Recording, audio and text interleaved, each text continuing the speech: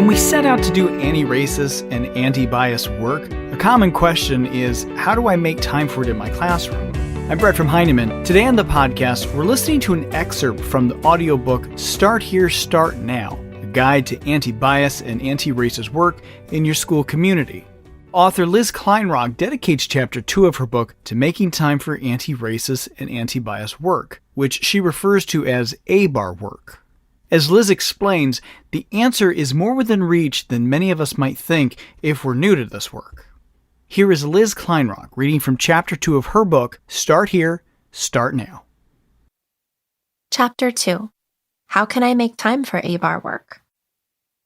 Not long ago, I was on a call with a friend who had just started teaching at a new school because she and her partner moved out of state. She loved the autonomy she'd had at her last school. After interviewing at a few schools in her new city, she accepted a job at a school that appeared promising. Soon after she started, she found herself highly scrutinized by her new administration and colleagues. She told me, quote, "I feel like every minute of the day is dictated for me. Everyone has to use the same curriculum and teach the same things at the same time. All the teachers on my team have been there longer than me, and they insist we all read the same books. If your bulletin boards look different than everyone else's, teachers talk about you. I used to teach things like ethnic studies and do all these projects with my students. You can barely call this teaching. It's like reading a script written by someone else." End quote. My friend is not the only teacher working in this type of environment. I know many educators who express the desire to engage in ABAR work with their students, but feel there is no time in an already packed schedule. Some share stories of being written up for failing to post the daily standards on the board. Others say they feel anxious from being monitored by administrators who walk into classrooms to see if everyone is teaching the same lesson at the same time. One teacher shared, quote, "At my first school, I taught along with 6 other teachers on my team. If we didn't give a unit test all in the same day, an administrator would visit our room and we would get reprimanded. It would also be noted that we were uncooperative or weren't being a team player. Strict pacing was a huge challenge. I could recognize that students needed more time on the topic, but if my class averages were low, I'd be questioned if I taught the material. Creativity was stifled because people felt like those activities would take too many class periods." End quote. States either have their own standards or utilize Common Core state standards. Some even have requirements of how many minutes should be spent teaching certain subjects each day. I certainly don't want to speak for other teachers regarding pacing in scripted curricula. For many people, especially those who are new to teaching, designated lessons and agendas can help provide structure. However, when teachers are handed boxes of curriculum and a prescribed schedule with little room for flexibility or creativity, it can be challenging to determine when and how to incorporate subjects that don't fit into traditional subject blocks. It's demoralizing to feel like you don't have time to address ABAR work in your classroom, but there are ways to weave it into your mandated curriculum. Setting yourself up for success, viewing ABAR as a lens for all subjects. First and foremost, effective and meaningful ABAR work is neither an add-on to your curriculum nor a separate block on your agenda. If you walk into my classroom, you will not see 9:30 to 10 a.m. social justice time written on the whiteboard schedule. Many teachers view ABAR work as an either-or option, as if they have to decide between science and social justice and can only teach one. When ABAR is truly part of your teaching philosophy and practice, it becomes a lens through which you can teach any and all subjects. Think about how ABAR work aligns with your curriculum and standards. Dr. Sarah Kersey, she/her, of UCLA's teacher education program, recounted working with novice teachers who are trying to integrate social justice topics but felt stifled by curriculum requirements. She says, quote, "It's vitally important to have strong knowledge of the standards because you can't adapt any curriculum until you know what the students are going to be held accountable to standards-wise." End quote. If sticking to the standards is a priority, get to know the standards at the grade level you teach as well as the previous and upcoming grades. Standards-aligned instruction can be interpreted in many ways. If your school requires that you visibly display the lesson plan standards, you need to know them well enough to explain how students will master them. For example, the California 4th grade social studies standards focus heavily on state history, including immigration, indigenous peoples, missions, and the gold rush. If you were to enter my classroom, you might see my students reading accounts of Chinese railroad workers, women, and formerly enslaved African Americans during the gold rush, writing comparative essays about immigration issues in the past and present, or reflecting on the impact of climate change on California's agricultural production and what we can do to combat the drought in our everyday lives. If an administrator were to enter my classroom and saw my students working on any of these assignments, I would immediately be able to identify which standards were being addressed and how students were independently practicing these skills. I could explain what standards we are working on and how my students will meet those standards. Becoming familiar with the standards and curriculum of your school or district allows you to plan backwards and ahead. It also helps you identify areas to supplement, replace, or that might require additional student resources. Ask yourself, are certain standards and curricular units emphasized more than others? How can you organize your time to focus on the concepts your students need to explore the most? I might think through curriculum requirements. I then identify the subjects I have to teach, what I have to teach within each subject, and consider the content with an ABAR lens. You can start with one subject or work across subjects, as I did. It's also helpful to fill out the planner with a grade team or a PLC. You can also organize ABAR work across multiple subjects under a common theme. As a second grade teacher, one of my earliest units focused on gender stereotyping and representation. I based this unit on conflicts that cropped up between students making generalizations, such as, girls can't do that, or boys aren't supposed to. After becoming thoroughly exasperated with the constant stereotyping in my class, I wanted to figure out a way to blend social-emotional learning with our academic subjects. Additionally, as my own awareness developed, I recognized the importance of including and elevating non-binary and trans people who had been left out by male-female stereotyping. How could I use the theme of gender stereotyping as a way to synthesize our math, reading, and writing lessons and open our discussions up to the real world? Concepts taught in isolation are far less likely to stick, and I couldn't put every subject on hold in order to solve social problems. Adopt a critical lens to problematic mandated books. Many educators are concerned about being forced to teach books and curricula that perpetuate stereotypes or elevate white Eurocentric narratives in history. Sometimes they are ostracized by colleagues for speaking up.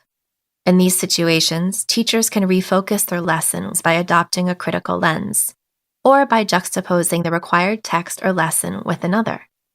Dr. Kersey described one such situation with a novice teacher who was required to teach Mark Twain's Adventures of Tom Sawyer, but felt it was outdated and wanted her 5th grade students in Los Angeles to read more culturally responsive books.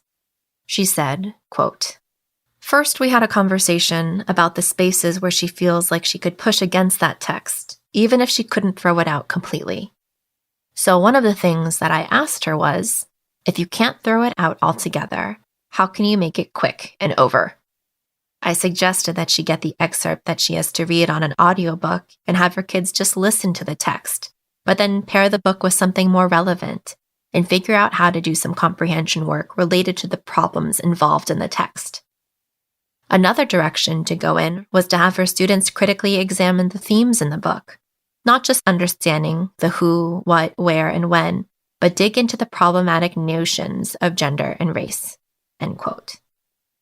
Dr. Kersey suggests that if you're required to teach a book like The Adventures of Tom Sawyer, do it from a perspective that will feel more meaningful and relevant to your students. Keep in mind, Sky Tooley, they, them, is an educator and remembered one of their experiences incorporating ABAR into the classroom. Quote, "I was one of 2 white educators in my school. We were putting together information on alternatives to Dr. Seuss for Read Across America. We wanted to explain to everyone why we weren't celebrating Dr. Seuss, and we shared information from The Conscious Kid that included a photo comparing someone in blackface to the Cat in the Hat. We didn't think about or realize the trauma connected to that for Black teachers in the community, so that was a big mess up. A lot of our African American educators told us that was not okay. That made me realize that I really need to make sure I'm stepping back and checking where other people are coming from, think about other people's perspectives, and even if I have good intentions, how it might impact people. Even with the best of intentions, this was still not okay." End quote. Taking action in the classroom. Build trust. Building a culture of trust and respect in the classroom is imperative if we want students to be open, honest, and communicative. Teachers must take the time to understand their students, who they are, and where they're coming from. Stay connected by being vulnerable. Brené Brown reminds us, quote, "Staying vulnerable is a risk we have to take if we want to experience connection," end quote. If I'm asking my students to share themselves and be vulnerable with me and their peers in the classroom, it's important that I lead by example. I'll often open the school year by sharing my own identity during community building activities and discussing my experience as a student. I tell my students about a math teacher who made me cry in class and convinced me I was a terrible math student. I tell them that my grades in middle and high school were far from perfect, and that grades are only one measurement of understanding and academic success. I'm also honest with them when I've experienced a loss in my life, or sometimes when I'm having an off day. One of the most powerful classroom conversations I had was when I told students I would be taking a mental health day. It allowed a few students to feel comfortable talking about their own emotions and experiences with therapy. We cannot expect or demand our students to share who they are if we are not willing to do the same. Keep in mind, Cody Miller, he/him, is an educator and suggests putting students' learning first, stating, quote, "White teachers have to start by examining themselves. Don't start the conversation by asking students to talk about their identities. You have to model that you're able to talk about your identity too. The reality is that over 80% of teachers are white, cisgender women. And if that's you and you can't talk about it, you're putting more of a burden on your students." End quote. Get a sense of how students feel with a quick check-in. Take a look at your teaching blocks and think about where you have some flexibility. These don't have to be huge chunks of time. It might be a 10 or 15-minute window at the beginning or end of the day during arrival or dismissal to read aloud or have students write or talk about a certain topic. Those few minutes add up and can help grow and support an ABAR classroom culture.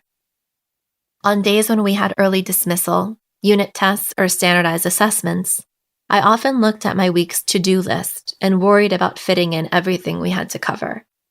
No matter how hectic the week was, there were always 3 short times of the day that were consistently available: morning meeting, our post-lunch read aloud, and closing circle. My school's morning arrival and afternoon dismissal windows spanned 15 minutes each. These were opportune times for students to start thinking about a new topic or to reflect on a topic we had previously discussed. When they arrived every day, there would be a check-in question on the board, such as, "What is something new you learned about Asian and Pacific Islander history?" They were free to write as little or as much as they liked, but all students had to show me their journal response. It was a quick and easy way to check in with them individually and get a sense of how they were feeling that day. Explore stereotypes. Present students with correct terminology and help them understand the meaning of the word by making connections to prior knowledge and asking questions. In my 2nd grade class, starting with language was important, especially since a handful of my students were emerging bilinguals. I presented them with the term stereotype. To help them understand the meaning of the word, I asked, "How are teachers often shown in movies or TV shows?" My students were highly amused and enjoyed listing descriptions like, "Teachers are strict. They wag their fingers at you and tell you to be quiet. And they're old and mean and look like someone's grandma." We created a chart listing these stereotypes about teachers. Afterward, I asked my class if their preschool, kindergarten, or first grade teachers fit these descriptions. Nearly every student disagreed. From this discussion, we built our understanding of stereotypes as a widely held but overly simple idea of a person or group. Stereotypes can sometimes seem complimentary. One student added, "People who wear glasses are smart, but don't leave room for individual experiences or identities. They can also be used as a tool for gatekeeping." We ended this initial lesson by sharing perceived stereotypes of children. My students were hyper aware of how adults often unfairly perceive them to be loud, unruly, unintelligent, and dirty.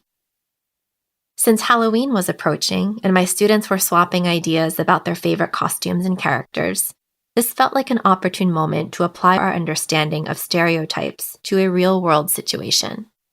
We collected toy and costume catalogs and distributed them to groups of students. Their instructions were simple. Cut and sort the toys and costumes based on gender stereotypes. In recent years, I've added more inclusive language around gender to this activity, but students are still able to recognize the amount of toy and clothing marketing directed toward children that exists along a gender binary. The students and I observed their sorting. We looked for patterns, generated questions, debated the potential impact on children who received these gendered messages, and created a chart. One student shared that she wanted to be the Karate Kid for Halloween, but when her family went shopping for a costume, the outfit in the girls section came in only one color, bright pink. When she ventured into the boys aisle, her brother teased her for wearing a boy costume. Over the next few days, my students began volunteering more examples of gender stereotypes they noticed outside of school. One boy talked about being teased for being girly because he colored his nails with a marker. A girl vented about a movie she had watched where the main female character kept making irresponsible choices and repeatedly needed to be saved by a boy. Our upcoming reading unit focused on fairy and folk tales, during which the kids reveled in pointing out problematic gender roles. We talked about how the main female character in most fairy tales did not have any female friends, and relationships between female characters were strained due to jealousy over physical appearance or romantic interests. We also discussed how the male characters were presented as hypermasculine, athletic, and unemotional, which led to a deeply personal community circle where the boys in class shared their feelings about the pressure to adhere to similar expectations from peers or family members. We made a 2-column cause and effect chart about expectations for men. For example, one of the causes we listed was, boys are supposed to play sports. We concluded that the effect was that some boys feel pressured to play sports even when they don't want to. To view the full chart for more examples, access your online resources, then find the Expectations for Men chart. In this unit, we simultaneously hit ELA standards about plot, cause and effect, and character analysis, all while developing a critical lens for gender stereotyping. Our work around gender also helped enhance our persuasive writing unit and mathematics application. My students were able to apply the skills from the curriculum, stating their opinions, using evidence, and providing suggestions, but directed their writing to companies that manufactured and sold toys and kids' clothing. We also pulled price comparisons for the same products marketed toward men and toward women, and calculated how much more women were expected to pay for items such as bike helmets, deodorant, and haircuts of similar length. We had a separate lesson on the pink tax and gender pay disparities. The unit culminated with a discussion about what is being done in the world to dispel gender stereotypes. My students generated ideas about how to respond on the playground if someone made a stereotypical remark. We talked about ways that we push back against gender norms. We also read books that counter gender stereotypes and analyzed commercials and marketing campaigns that strive to break away from stereotypes in favor of inclusion. Ultimately, we met the goal to develop students' social consciousness while still making sure we handled our academic business. Creating a sustainable practice. Reflect on lessons. Even when teachers have evidence that students are walking away from class with a more developed critical lens, Lesson reflection is a necessary step that is often overlooked or forgotten in the daily classroom bustle. I have now taught the unit on gender stereotyping for many years, and each year it looks a little different. Some of the changes are based on my own learning and unlearning, such as making sure I was being inclusive of non-binary and trans students and wasn't reinforcing the gender binary. Other changes took place simply because each year I have a new class of students with different backgrounds, needs, and questions. Veteran educators can risk falling into the comfortable routine of repeating the same lessons and using the same materials every year. But teachers must pay attention to how language and ABAR ideas are evolving in our society. This does not mean that lessons have to be completely rewritten every year, but we do need to audit them to see what needs to be updated based on current events and the learners in our classroom. How do I know if it's working? Here are some of my reflections for the subject of ELA. I asked myself, what do I have to do in order to do what I want to do? In ELA, I had to teach a unit on fairy tales that uses multiple versions of Cinderella. Then I follow up by asking, how can I tackle this through an ABAR lens? After some thought, I came up with a few ideas. In my fairy tale unit, I can teach about gendered norms and gendered language. I can also lead discussions about how fairy tales can impact our ideas of gender expectations. Next, I needed to decide what or where can I supplement or substitute. I realized I can add this unit by comparing and contrasting other fairy and folk tales that counter stereotypes of male saviorism and female competition. After the unit, I want to reflect on how the experience went by asking myself, how did it go? What changes do I need to make? I realized that even though the lessons went well overall, I found that many students had a difficult time moving away from gender binary language. In the future, I need to be more explicit about identities along the gender spectrum. Check on classroom culture. Even though feedback is a large part of a teacher's practice, receiving feedback about our own teaching can be hard to hear. Most educators choose this career path because of a deep-seated passion, and when our identities are tied too closely to our work, feedback feels personal. I like to view feedback as a gift, and my friend and colleague Shay Martin, they them, taught me the importance of viewing accountability as an act of love. If I love my students, it's my responsibility to ask for their feedback, reflect on it, and adapt my practice. About every other month, I ask my students to evaluate our classroom culture and my teaching by filling out a form that includes statements like, I feel comfortable asking Ms. Kleinrock for help or expressing questions when I'm confused.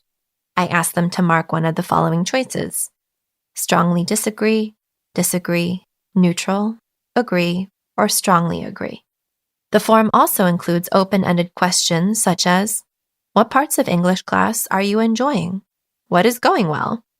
And, do you have any suggestions on how to improve English class? I joke with my classes that while the principal is my employer, I actually work for my students. I enjoy recording their input in graphs and charts so we can discuss the patterns we see as a class and share honestly about our experiences.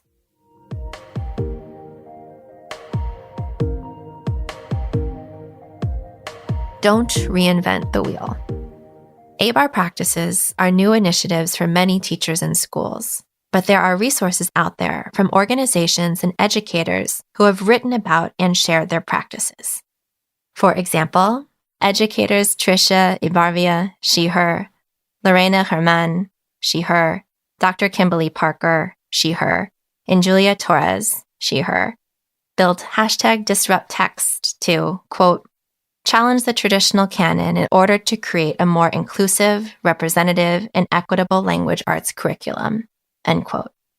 Their website and social media community provide a space for educators to listen, learn, and share successful practices. Additionally, founders of #TheBookChat, Scott Bayer, he, him, and Joel Garza, he, him, created a resource to help teachers identify ways to create more culturally inclusive curricula. As most teachers are not able to completely abandon their curriculum or required texts, however problematic they may be, Thayer and Garza suggested pairing or supplementing traditional texts with more recent and inclusive titles. For example, Harper Lee's To Kill a Mockingbird, which centers a white savior narrative, might be paired with Bryan Stevenson's Just Mercy, which explores his experience as a Black lawyer fighting against systemic racism in the criminal justice system. My thanks to author Liz Kleinrock for the work she put into this book and the audiobook, which is available anywhere you buy or listen to audiobooks. All summer long, Heinemann is running a discount on our audiobooks with select vendors. You can learn more about the discount and about Liz's book, Start Here, Start Now, including a sample chapter over at blog.heinemann.com. The Heinemann Podcast is a production of Heinemann Publishing. It is produced and edited by Steph George. Sound mixing by Steph George. Our creative producer is Lauren Audette. And our executive producer is me, Brett Whitmarsh. To learn more about the Heinemann Podcast, visit blog.heinemann.com. Thanks for listening.